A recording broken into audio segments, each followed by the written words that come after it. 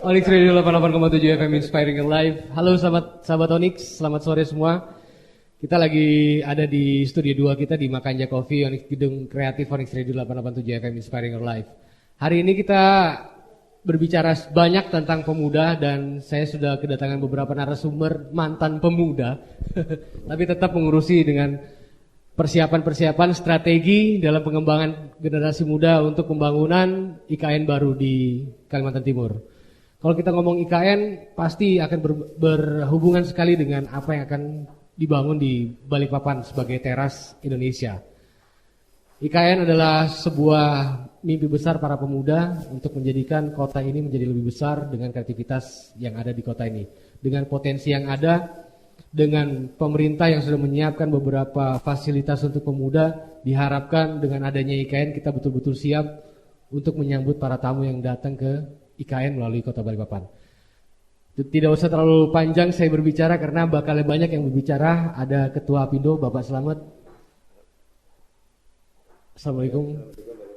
Pak Slamet, sehat Pak? Alhamdulillah sehat. Alhamdulillah sehat. Hari ini Pak Slamet sebagai Ketua Apindo periode 2019-2024 Pak ya? Ya. Periode ketiga. Periode ketiga Pak ya. Dengan tagline-nya membangun SDM dan sertifikasi para pekerja. Iya. Itu moto kerjanya. Sedang proses ini. Ya. Proses Pak ya. Dan mantan pemuda juga di sebelah kiri saya, Bapak Rizal Effendi, selaku Wali Kota Balikpapan. Assalamualaikum Pak Rizal. Waalaikumsalam. Sehat Pak ya? Selamat sore sehat. Selamat sore sahabat Onyx di mana aja Anda berada. Siap. Sebagai Ketua Satgas COVID Pak masih Pak ya? Masih. Sampai kapan kira-kira itu berakhir Pak? Mudah-mudahan segera lah ya Pak. Ya, mudah-mudahan segera Ya. itu berakhir. Ya mudah-mudahan vaksinnya sudah datang nanti supaya cepat selesai. Baik. Nah melihat fenomenal dari generasi muda Balikpapan khususnya buat Pak Rizal yang sekarang ini, saya sering juga melihat bahwa Bapak sering berinteraksi dengan mereka. Apalagi kita ngomongin masalah sosialisasi untuk COVID pun Bapak mengajak anak muda untuk menggaungkan hal-hal positif tentang apa yang harus dilakukan pemerintah.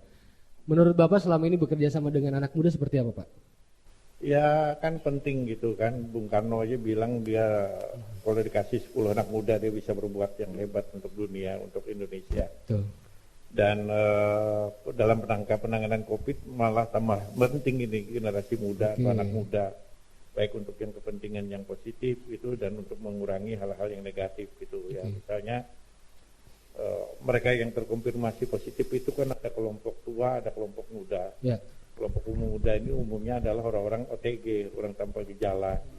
Nah kalau dia aman, dia sehat, tidak sesak napas, tidak panas badannya. Kan tetapi kalau dia misalnya kontak di rumah dengan orang ayah ibu, dengan kakek nenek, nah itu yang bahaya. Nah, itu yang pertama. Yang kedua juga kan karena dia OTG tidak ada masalah, jadi dia sering menyepelekan protokol kesehatan. Di mana-mana bisa kumpul, lupa masker, lupa cuci tangan, asik berkerumun. Nah, itu jadi persoalan karena itu tantangan besar bagi penanganan COVID. Seluruh dunia sepakat bahwa saat ini cara satu-satunya untuk membendung COVID-19 adalah menjalankan protokol kesehatan. Nah, kalau anak mudanya yang memprakarsai, pasti juga ini. Dan juga yang ketiga, semua orang terdampak ekonomi, ya. Dan di saat yang seperti ini dibutuhkan kreativitas. Dan yang paling kaya dengan kreativitas adalah anak muda. Nah, jadi itu yang kita berkepentingan. Jadi memang dengan adanya teman-teman muda yang sekarang ini makin berkembang pemikirannya, pola kreatifnya benar-benar ngebantu pemerintah untuk mensosialisasikan istilahnya Pak ya, protokol kesehatan ya. Menjaga jarak, menggunakan masker, tidak berkerumun. Istilahnya begitu kan Pak ya? Ya, bukan saja membantu pemerintah tapi membantu kita semua. Oke. Ya, sebenarnya yang berkepentingan betul masyarakat gitu. Kalau pemerintah itu menyemangati, tapi kalau masyarakat ini mereka yang terkena langsung gitu. Oke. Jadi ini peran penting pemuda ada di saat ini, memang diuji juga pemudanya Pak ya. Ya. Jujur apa enggaknya juga dari pemuda karena mereka OTG kan Pak. Ya. Istilahnya begitu. Baik Pak, selamat. Ya. Menyikapi dari beberapa bulan terakhir ini, kalau kita melihat dari perkembangan ekonomi sendiri Pak Slamet ya, bahwa dunia semua dunia itu mengalami goncangan ekonomi yang sangat besar. Ya. Tapi kalau Pak Slamet melihat dari sisi anak mudanya seperti apa? Bisnis mereka seperti apa, Pak? Ya, saya melihatnya sekarang ini ya terutama setelah para pengusaha ini banyak yang collab ya, pekerja-pekerja yang masih muda-muda banyak sekarang yang menjadi entrepreneur masing-masing anak muda ini. Jadi punya kreasi masing-masing untuk bagaimana dia bisa mengembangkan inisiatifnya untuk bisa berusaha dan bisa mendapatkan sesuatu karena kondisi tadi. Ada banyak yang anak muda-muda ter-PHK itu sekarang justru tumbuh berkembang di lapangan ini. Dia berusaha untuk bagaimana bisa bertahan hidup dengan tidak bekerja di salah satu usaha, dia berkreasi sendiri. Nah ini sebetulnya kalau kita lihat di lapangan banyak sekali ya anak-anak muda yang mengembangkan kreasinya itu. Jadi mereka bertahan memang Pak ya, bertahan dengan berupaya bertahan dengan apa yang sudah mereka miliki, istilahnya menggali potensi diri sendiri Pak ya. Ya. Nah, apakah itu salah satu strategi dari Apindo juga untuk mengangkat kemampuan SDM dari pemuda itu Pak? Jadi begini, di masa COVID ini memang tidak ada perusahaan bahkan yang menerima pekerja ya, menerima karyawan. Nah mereka saat ini banyak yang mempersiapkan diri melalui pelatihan-pelatihan, mencari sertifikasi kompetensi untuk apabila nanti kita sudah normal, usaha sudah berjalan, pengusaha sudah mulai menerima karyawan lagi. Nah kami sarankan dari Apindo untuk mereka ini, pemuda ini mempersiapkan diri, terutama menghadapi saat ini ya RDMP, pembangunan kilang minyak itu. Pemuda kita di Kalimantan Timur belum ada 25% daripada jumlah karyawan yang ada di RDMP. Karena apa? Persiapan sertifikat kompetensi di sini anak-anak kita belum siap. Nah, tentunya ini ke depan Apindo punya program juga berkat dukungan Pak Wali membuat LSP bagaimana anak-anak kita bisa mempunyai sertifikasi kompetensi untuk bekal mencari pekerjaan, mendukung pembangunan yang terutama nanti juga IKN. IKN nanti dari data Kementerian PUPR ya 2021 sampai 2024 pembangunan IKN nanti memerlukan tenaga kerja konstruksi saja itu 3,6 juta pekerja berbagai macam tingkatan. Nah ini kalau kita anak-anak kita ya pemuda-pemuda putra-putri kita Kalimantan Timur tidak mempersiapkan diri dari sekarang, apa yang dikatakan orang akan menjadi penonton akan terbukti.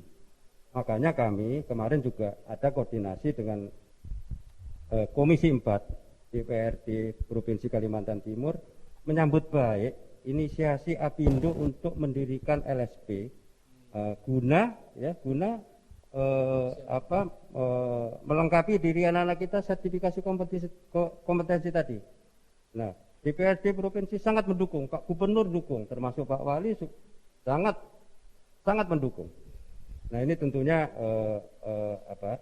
harus kita respon dengan pemuda-muda ini harus merespon secara baik dan sungguh-sungguh. Jangan sampai nanti kalah bersaing dari pemuda dari luar Kalimantan Timur. Oke, tapi ini menarik ya Pak ya, kalau kita mengetahui tadi dari 100% hanya 25% pun nggak nyampe yang masuk ke DRDMP gitu.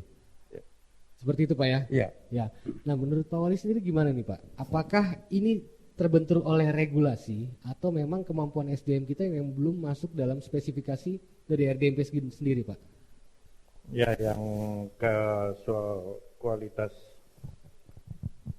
generasi muda atau kualitas ya bangsa ini memang itu kita menghadapi tantangan di situ, apalagi dalam perkembangan zaman begitu ya. Indonesia itu negara yang penduduknya besar, nah, tentu memerlukan lowongan pekerjaan yang besar. Sementara perkembangan zaman ya kemarin kita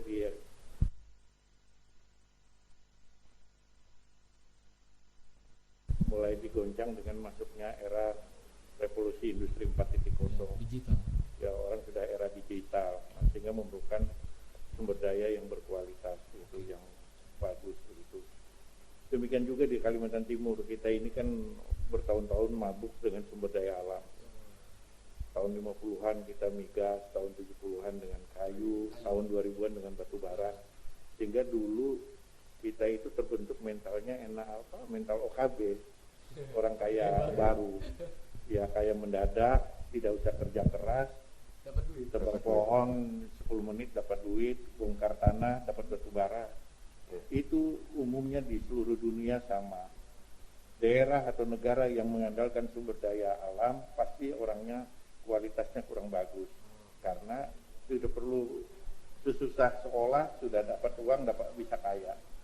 Tapi fakta menunjukkan banyak negara yang tidak banyak sumber daya alamnya, tapi kualitas sumber daya manusianya bagus, itu sudah mereka lebih survive gitu. Nah karena itulah ketika IKN ini akan ditetapkan di Kalimantan Timur, salah satu yang saya sangat berjuang betul adalah agar Institut Teknologi Kalimantan di Balikpapan itu harus menjadi proyek strategis nasional. Jadi dikembangkan lagi berarti Pak ya. Supaya kalau proyek strategis nasional dia mendapatkan percepatan pembangunannya. Karena kita ingin betul TK kita itu lebih besar dari ITB dan ITS. Supaya nanti ketika pembangunan IKN tidak semuanya mendatangkan tenaga dari luar. Kita sudah siap dengan tenaga yang berkualitas. Selain ada universitas lain di Kalimantan Timur, ada Unmul di Samarinda, ada Uniba di Balikpapan, ada STT Migas, ada Universitas Mulia. Ini harus kita berlomba-lomba, kalau tidak betul. Jadi kita jadi penonton. Sekarang nggak bisa lagi menjadi tuan rumah di negeri sendiri dengan pokoknya harus dengan sertifikasi, harus dengan keahlian, dan keahlian itu harus dinyatakan dalam bentuk sertifikasi. Kalau tidak diakui dunia, tidak diakui orang. Saya kira itu. Baik, jadi memang sahabat Onyx yang lagi dengerin kita di Onyx 887 FM dan juga nonton kita di Facebook Onyx Radio Indonesia dan Instagram kita di Onyx Radio 887 FM, pentingnya adalah sertifikasi dan pengembangan diri. Tadi bilang Pak Slamet, Pak Rizal seperti itu. Jadi jangan kemana-mana ya, tetap di stay tune di kita bakal balik lagi di sesi berikutnya lebih menarik lagi. Kita akan membahas strategi apa sih yang sudah dilakukan pemerintah untuk meningkatkan sumber daya manusia khususnya para pemuda dan juga bagaimana Apindo menyikapi sertifikasi pekerja. Jadi kemana-mana, tetap di Onyx Radio 887 FM, Inspiring Your Life. Onyx Radio 88,7 FM, Inspiring Your Life. Masih dari Studio 2 Onyx Radio di Makanja Coffee, Gedung Kreatif Onyx Radio 88,7 FM. Tadi udah sempat dibahas juga mengenai apa saja yang sudah dilakukan oleh pemerintah, bagaimana berkolaborasi dengan anak muda, dan juga Apindo juga sudah melakukan beberapa hal yang memang membantu generasi muda untuk peningkatan skill atau kemampuan dari sumber daya anak muda kita. Pak Rizal, siap.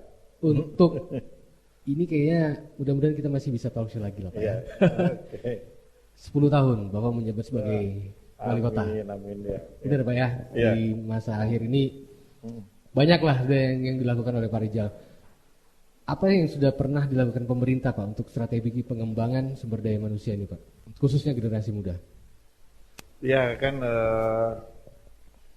pasti kita memberikan perhatian yang besar kepada generasi muda karena kita tahu mereka adalah calon penerus bangsa, penerus kita semuanya. Kemudian kita tahu di masa depan ini persaingan sangat tajam ketat sekali, sehingga anak-anak kita, generasi muda kita harus siap gitu. Kita sudah mulai selalu mendengungkan tidak mungkin lagi menjadi tuan rumah di kota sendiri, di negeri sendiri dengan tadi kata-kata Pak Slamet pokoknya begitu. Ya, tidak bisa lagi dengan jadi penonton.